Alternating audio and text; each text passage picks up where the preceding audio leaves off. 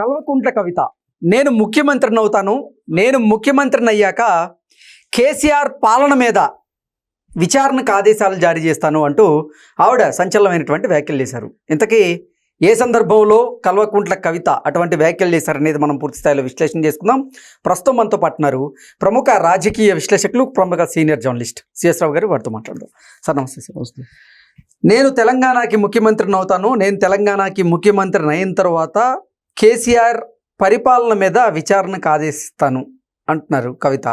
ఏంటి సార్ అసలు ఏ సందర్భంలో అలా అన్నారు, ఏం జరుగుతుంది? డైరెక్ట్ గా కేసీఆర్ పరిపాలన మీద విచారణకు ఆదేశిస్తానని చెప్పి అనకుండా ఇండైరెక్ట్ గా 2014 నుంచి నేను విచారణకు ఆదేశిస్తాను. ఇంకా అదే కదా సార్, 2014 నుంచి 2023 వరకు ఉంది.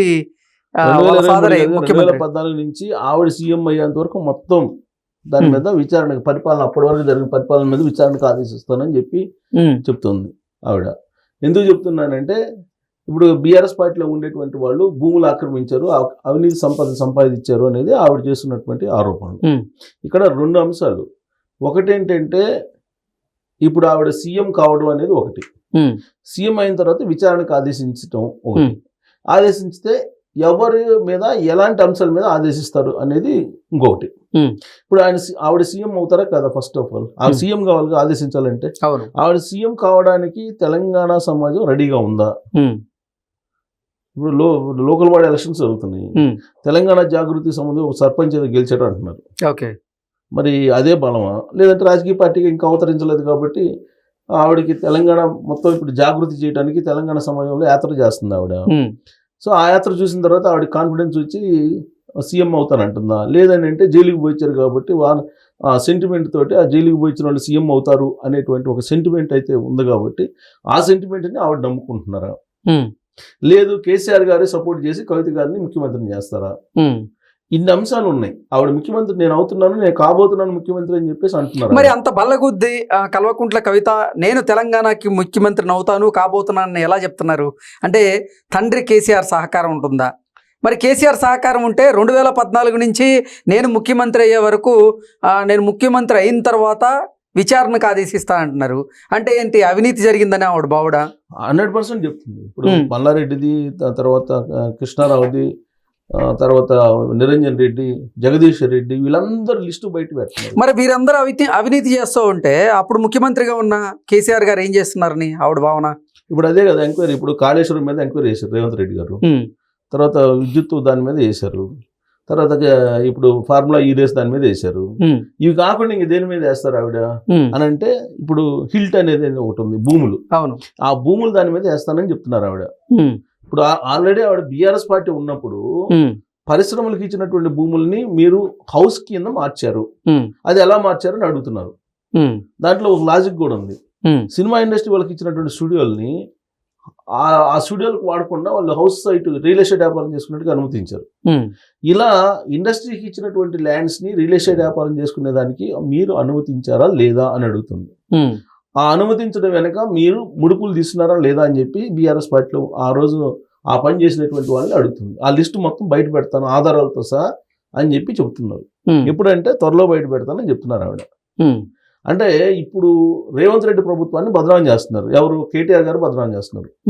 5 లక్షల కోట్ల రూపాయలు కుంభకోణానికి పాల్పడుతున్నారు, దాని మేరకు ప్రభుత్వంలో నిర్ణయం తీసుకోబోతున్నారు అని చెప్పి కేటీఆర్ గారు చెప్తున్నారు. ఎందుకు? ఎప్పుడో భూములు కేటాయించారు ఇండస్ట్రీస్కి. అవి 25 years, 20 years, 30 years అలా అయిపోయినాయి. దాన్ని ఎన్హాన్స్ చేయాలి. లీజ్ ఎన్హాన్స్ చేయటమో లేకపోతే అవుట్ రేట్గా వాళ్ళకి ఇవ్వటం అనేది ప్రభుత్వం దగ్గర ఉన్నటువంటి డిస్క్రిప్షన్. సో ఇప్పుడు ప్రభుత్వం ఏం చేస్తుంది? రిజిస్ట్రేషన్ వాల్యూ ప్రకారం ఆ కంపెనీలకు ఇవ్వడానికి సిద్ధపడుతుంది. ఆ విధంగా ఇచ్చినందువల్ల వాళ్ళ నుంచి కిక్ బ్యాక్స్ వస్తున్నాయి అని చెప్పి కేటీఆర్ గారు చెప్తున్నారు. సో దాని ఆరోపణలో 5 లక్షల కోట్ల రూపాయలు దోచేయబోతున్నాడు రేవంత్ రెడ్డి అని చెప్పి ఆయన చేస్తున్నటువంటి ప్రధానమైనటువంటి ఆరోపణ కేటీఆర్ గారు. దానికి కౌంటరా ఇప్పుడు కవిత గారు ఇస్తుంది. మీరు బీఆర్ఎస్ పార్టీ అధికారంలో ఉన్నప్పుడు మీరు ఇవ్వలేదా? మీరు ఇండస్ట్రీకి ఇచ్చినటువంటి భూమిని మీరు ఇళ్ల కింద కన్వర్ట్ చేసి రియల్ ఎస్టేట్ వ్యాపారం చేసుకుని మీరు అనుమతించలేదా? ఇప్పుడు అనుమతిస్తే తప్పేంటి అనే యాంగిల్లో మాట్లాడుతున్నారా? లేకపోతే అసలు ఆ ప్రభుత్వం ఈ ప్రభుత్వం అన్ని ప్రభుత్వాలు తెలంగాణ సమాజంలోని లేదంటే తెలంగాణ సంపదను దోచేశాయి కాబట్టి నేను సీఎం అవుతాను, సీఎం అయిన తర్వాత 2014 నుంచి నేను విచారణకు ఆదేశిస్తాను దీని మీద అని చెప్పి ఆవిడ చెప్తున్నారు. ఆవిడ విచారణకు ఆదేశిస్తే ఫస్ట్ దొరికేది ఎవరు? కేసీఆర్ గారే కదా నిర్ణయం. అవును. ముఖ్యమంత్రి ఆయనే కదా. 2014 నుంచి 2023 వరకు ముఖ్యమంత్రి ఎవరున్నారు? కేసీఆర్ గారే ఉన్నారు. ఇలాంటివన్నీ కేసీఆర్ గారికి తెలియకుండా జరగవు. ఒకవేళ ఎవరైనా చేసినా కానీ అది ఆయన అనుమతి లేకుండా ఫైల్ మూవ్ కాదు. ఇలాంటి అంటే ఆ కేసీఆర్ గారి మీద విచారణకు ఆదేశిస్తానని చెప్పి కవిత గారు చెప్తున్నారా? ఓకే.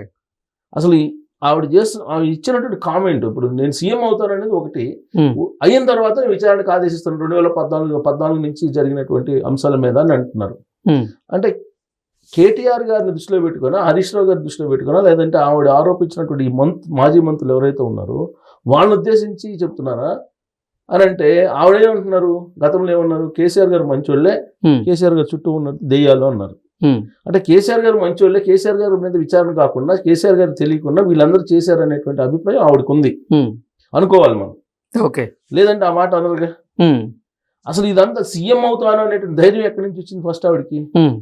కేసీఆర్ గారు కనుక ఆవిడ వెనక లేకపోతే ఆ ధైర్యం ఆవిడకి అసలు రాదు కదా.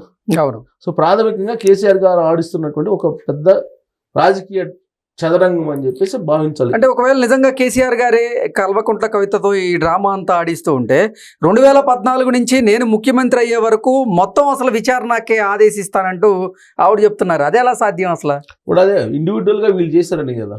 కేసీఆర్ గారికి తెలియకుండా ఇండివిజువల్ గా వీళ్ళు చేశారని కదా.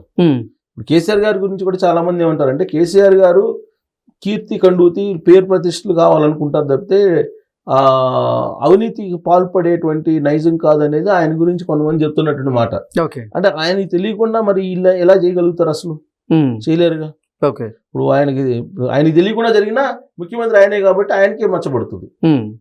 ఇప్పుడు ఆ రోజు ఇప్పుడు గవర్నమెంట్ లో అప్పుడు ఎవరున్నారు కీలకంగా? కేసీఆర్ గారు, కేటీఆర్, హరీష్ రావు గారు, కవిత, సంతోష్ రావు, తర్వాత జగదీష్ రెడ్డి, వీళ్ళందరూ ఉన్నారు. సో వీళ్ళు బహుశా తెలియకుండా చేశారా? ఇప్పుడు ఫోన్ ట్యాపింగ్ ఉంది, ఫోన్ ట్యాపింగ్ తెలియకుండా చేశారా? ఫోన్ ట్యాపింగ్ కేసు కూడా మెన్షన్ చేశారు ఆవిడ. మరి ఫోన్ ట్యాపింగ్ కేసు మీద విచారణ ఆల్రెడీ ఉంది. ఇవాళ ప్రభాకర్ రావు హాజరయ్యాడు, లొంగిపోయాడు. ఇవాళ సుప్రీంకోర్టు ఆదేశాల మేరకు వాళ్ళు లొంగిపోయాడు పోలీసుల దగ్గర. సో ఫోన్ ట్యాపింగ్ చేసి ప్రతి వాళ్ళ ఫోన్లు విన్నారు కదా. ఎంప్లాయీస్ కూడా ఒకరికొకరు ఫోన్లు మాట్లాడుకునే ధైర్యం కూడా చేయలేదు కదా. మరి దాని మీద కూడా విచారణకు ఆదేశిస్తారంటే ఆల్రెడీ విచారణ చేస్తున్నారు. మరి అసలు ఆ విచారణ అది ఎందుకు వేస్తానన్నారు? కేసీఆర్ గారికి ప్రమేయం లేకుండా వీళ్ళందరూ చేశారనేటువంటి ఉద్దేశంతో ఆవిడ ఆ కామెంట్ చేసి ఉంటారు. లేదంటే కేసీఆర్ గారి విషయంలో ఆవిడ కేసీఆర్ గారు మంచోడు అంటున్నారు కదా. పైగా కేసీఆర్ గారు అండ లేకుండా ఆవిడ తెలంగాణ సమాజంలోకి వెళ్ళలేరు. తెలంగాణ సమాజం యాక్సెప్ట్ కూడా చేయదు.